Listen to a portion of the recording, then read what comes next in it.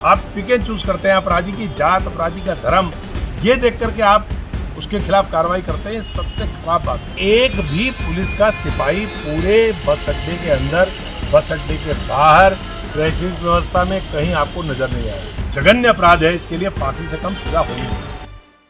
नमस्कार, स्वागत है आप सभी का केबीसी न्यूज में। मैं हूं आपके साथ शिवानी। देहरादून के वरिष्ठ कांग्रेस नेता सूर्यकांत धस्माना ने आईएसबीटी का दौरा किया और दौरे के दौरान उन्होंने जांच में पाया कि उत्तराखंड के इतने बड़े अंतर्राष्ट्रीय अड्डे पर एक भी पुलिस मुलाजिम नहीं देखा गया। हाल ही में एक नाबालिग बच्ची के साथ गैंगरेप हुआ, उसके बाद भी बस अड्डे पर सुरक्षा का कोई भी इंतजाम नहीं है। गैंगरेप जैसी घटना आईएसबीटी पर हुई है, उसके बाद भी सुरक्षा व्यवस्था की ऐसी स्थिति है।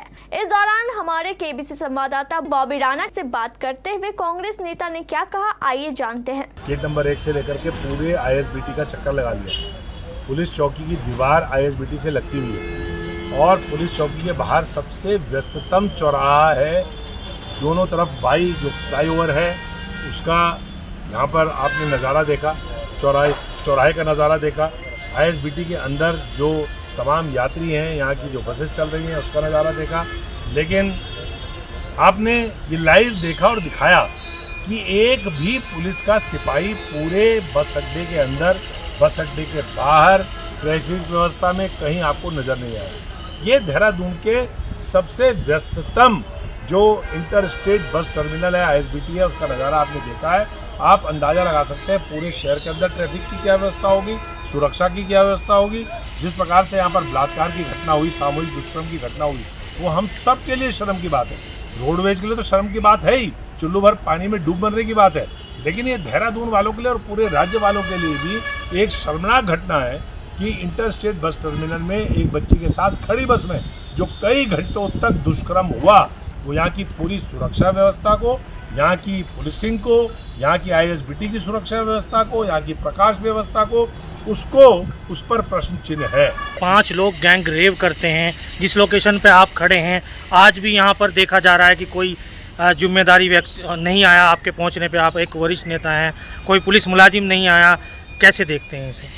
ये देखिए, पूरे राज्य का यही हाल है। उधम सिंह नगर में हत्या हो जाती है महिला की, भादराबाद में एक बच्ची के साथ बलात्कार हो जाता है, एक नर्स की हत्या के साथ बलात्कार हो जाता है। पूरे राज्य के अंदर महिलाओं के खिलाफ हिंसा के मामले लगातार जिस प्रकार से भारतीय जनता पार्टी की सरकार में बढ़ रहे हैं, और सबसे खराब बात यह पिक एंड चूज, आप पिक एंड चूज करते हैं अपराधी की जात, अपराधी का धर्म, ये देख करके आप उसके खिलाफ कार्रवाई करते हैं। सबसे खराब बात है। मैं समझता हूँ ये जो 5 अपराधी पकड़े हैं, इनको फांसी से कम सजा होनी नहीं चाहिए, क्योंकि उन्होंने जो अपराध किया है वो अपराध ऐसा अपराध है जो क्षमा योग्य है ही नहीं। एक बच्ची, उसके ऊपर से भी वो नाबालिग बच्ची, और उसके ऊपर से भी जो बताया जा रहा है कि मानसिक रूप से कमज़ोर बच्ची है, और उसके साथ आप इस प्रकार की घटना करते हैं, ये बहुत शर्म की बात है।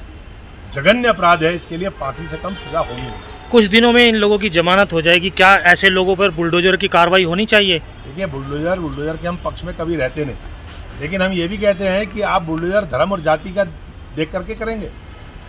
एक कोई पर्टिकुलर धर्म का व्यक्ति होगा, उसके घर में बुलडोजर चला देंगे। दूसरा, वो आपकी विचारधारा से आपका सहधर्मी होगा, उसको आप केवल जेल भेजेंगे। अगर न्याय करना है तो सबके साथ, सबका साथ, सबका विकास, तो अगर ये नारा आपका है तो मैं समझता हूँ कि जो आप दूसरों के साथ करते हैं वो इनके साथ करिए।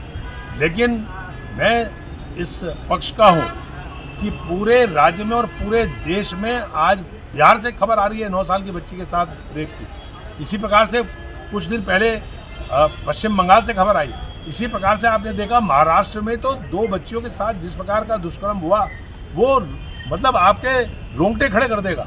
इस प्रकार से पूरे देश के अंदर इस समय महिलाओं के साथ अपराध हो रहा है। और विशेष तौर पे मैं कहना चाहता हूँ कि जो बीजेपी रूल्ड स्टेट्स हैं, वहाँ बहुत ज़्यादा महिलाओं के खिलाफ हिंसा हो रही है, वहाँ लगातार हिंसा हो रही है। उत्तराखंड के अंदर आप देख लें, 421 मामले होते हैं उत्तराखंड के अंदर रेप के 1 साल के अंदर।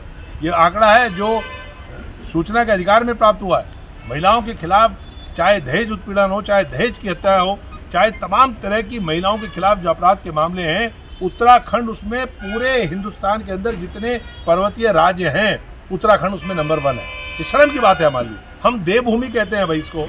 ये पार्वती का मायका है, ये शिव जी की भूमि है। इसमें बद्रीनाथ है, केदारनाथ है, गंगोत्री है, यमुनोत्री है, पिराने कलियर है, नानक मत्ता है। ऐसी देवभूमि में अगर इस प्रकार के जघन्य अपराध महिलाओं के खिलाफ होंगे तो हमारे लिए इससे ज़्यादा शर्म की बात नहीं हो सकती।